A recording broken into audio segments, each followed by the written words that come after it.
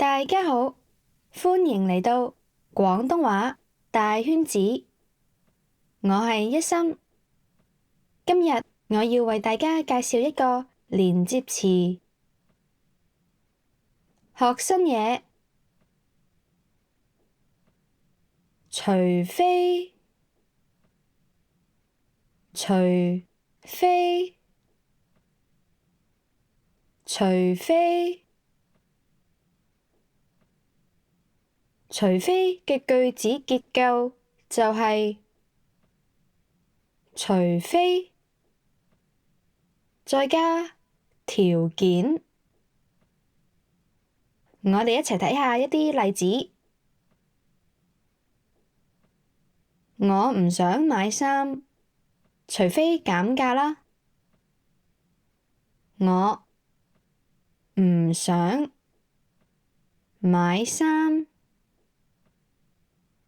除非減價啦。我唔想買衫，除非減價啦。喺呢一度，減價就係條件。我唔想買衫，除非減價啦。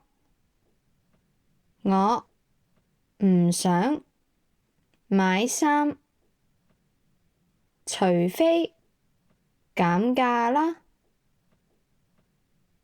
我唔想買衫，除非減價啦。我哋再睇下另一個例子，除非有餅皮，如果唔係，我唔會買蛋撻。除非有餅皮，如果唔係，我唔會買蛋撻。除非有餅皮，如果唔係，我唔會買蛋撻。喺呢一度，有餅皮就係買蛋撻嘅條件。喺呢句句子入面，我哋亦都運用咗如果唔係。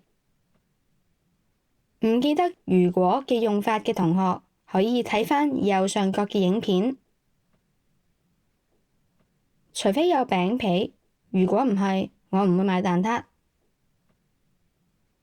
除非有餅皮，如果唔係，我唔會買蛋撻。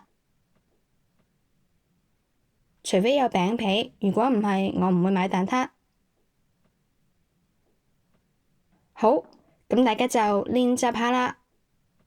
都係嗰句，廣東話係我母語，但係如果有任何錯漏，歡迎留言話畀我知。好，係咁多，食飯先。